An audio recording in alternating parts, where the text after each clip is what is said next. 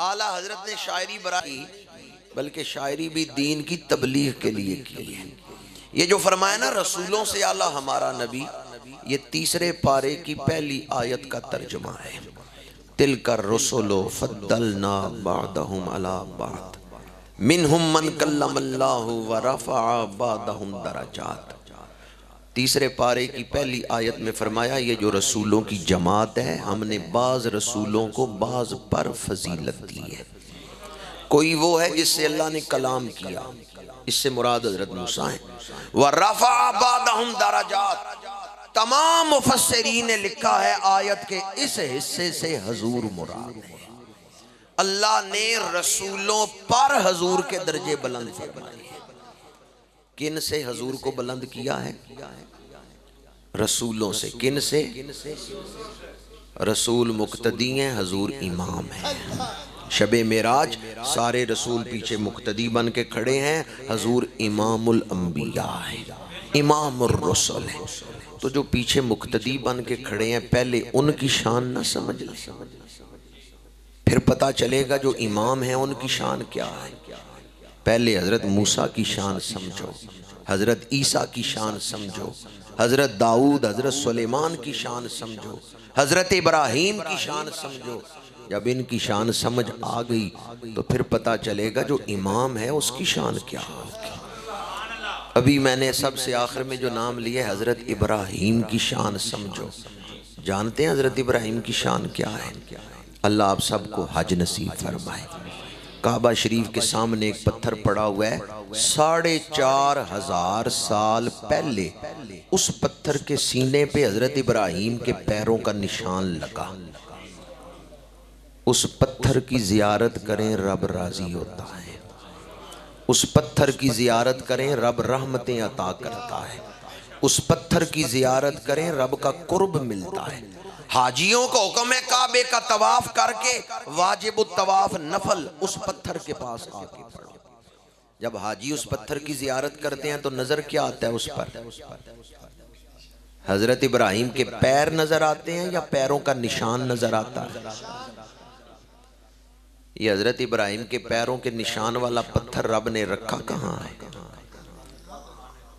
दुनिया की मस्जिदों में सबसे ज्यादा शान वाली मस्जिद जिसमें एक नमाज पढ़े 1,00,000 नमाजों का सवाब, मस्जिद हराम। लाखों रुपया खर्च करके लोग गए हज करने। या अल्लाह हम आए हैं तुझे राजी करने, तेरा कुर्ब हासिल करने, और तू इब्राहीम के पैरों के निशान की जियारत करवा रहा। उस पत्थर की जियारत करें तो क्या नजर आता है? हजरत इब्राहीम के पैर या पैरों का निशान? जिस नबी के पैरों का निशान देखने से रब का कुर्ब मिलता है, रब की रहमत मिलती है, उस नबी का चेहरा देखने से क्या कुछ मिलता है? या अल्लाह जो इस पे सुभान अल्लाह के, उन्हें हजरत इब्राहीम की जियारत अता फरमा। जिस नबी के पैरों का निशान देखने से रब की रहमतें मिल रही हैं, तो उस नबी का चेहरा देखने से क्या कुछ मिलता हो। और इब्राहीम खलीलुल्लाह का चेहरा देखना ये बड़ी बरकतों का बायस है। तो जिसे इब्राहीम मांग रहे हैं, अल्लाह के उस हबीब की जियारत से क्या कुछ मिलता हो। शेख अब्दुल हक मुहद्दिस देलवी ने लिखा है, बड़ी मशहूर हदीस है, माँ बाप की जियारत करो हज मकबूल का सवाब है। शेख अब्दुल हक मुहद्दिस देलवी लिखते हैं, माँ बाप की जियारत से तो हज मकबूल का सवाब है। जिस नबी के सदके माँ बाप को ये शान मिली है, उस नबी की जियारत पर कितने हज्जों का सवाब होगा। जो मुक्तदी हैं पहले उनकी शान समझ लो, फिर पता चलेगा इमाम की शान क्या है। हजरत इब्राहीम के पैरों का निशान देखना ये रब का कुर्ब अता करता है, तो रसूलुल्लाह के नालैन की शान क्या होगी। मौलवी अशरफ अली थानवी ने किताब लिखी है नैलुश शिफा। उसमें मौलवी अशरफ अली थानवी ने लिखा है, जिस कागज पर हजूर के नालैन का नक्श बना हुआ हो, वो सर पे रख के दुआ मांगो, रब दुआ कबूल कर लेता है। नालैन सर पे रख के या नक्शे नालैन? नालैन नहीं, नक्शे नालैन। नालैन का नक्श सर पे रख के दुआ करो, रब दुआ कबूल कर।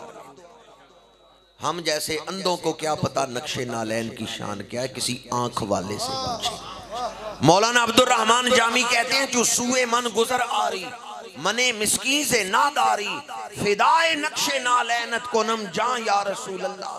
या रसूल अल्लाह, आप मुझ मिस्कीन के घर तशरीफ लाएं जहां मेरे आका के नालैन का नक्श लगेगा, मैं जामी वहां अपनी जान कुर्बान करूंगा। नक्शे नालैन पे जान कुर्बान करूंगा या नालैन पे? फिदाए नक्शे नालैनत। मौलाना जामी कहते हैं, नालैन की शान तो बड़ी ऊंची है, मेरी औकात नहीं नालैन की शान तक पहुंच सकूं, मैं तो नालैन के नक्श पे अपनी जान कुर्बान करूंगा। सबसे और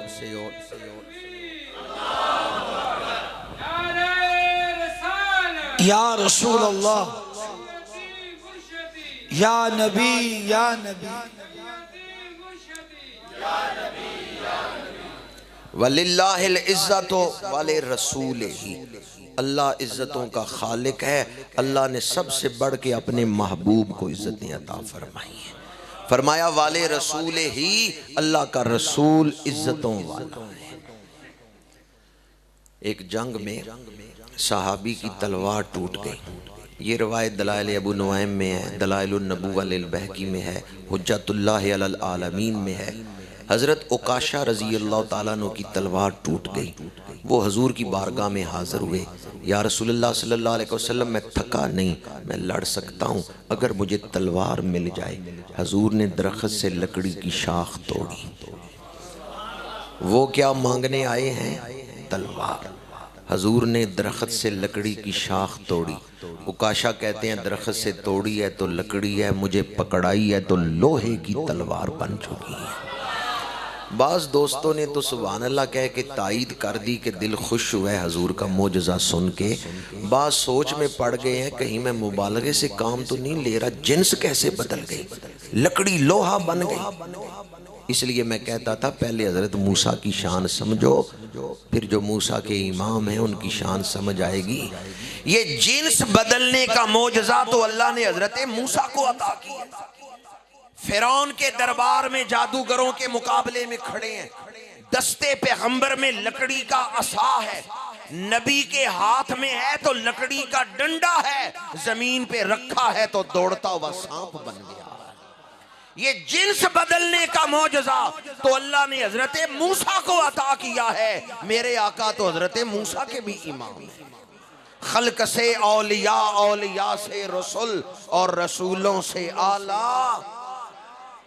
जब हजूर तवज्जो फरमाते हैं ना, फिर कैफियतें बदल जाती हैं, फिर हालात बदल जाते हैं, फिर मिजाज बदल जाते हैं, फिर कांटे फूल बन जाते हैं, फिर जर्रे खुर्शीद बन जाते हैं, फिर कतरे दरिया बन जाते हैं। मेरे आका करीम जब निगाह करम फरमाते हैं, बिगड़े हुए काम संवर जाते हैं, डूबती कश्तियां किनारे लग जाती हैं।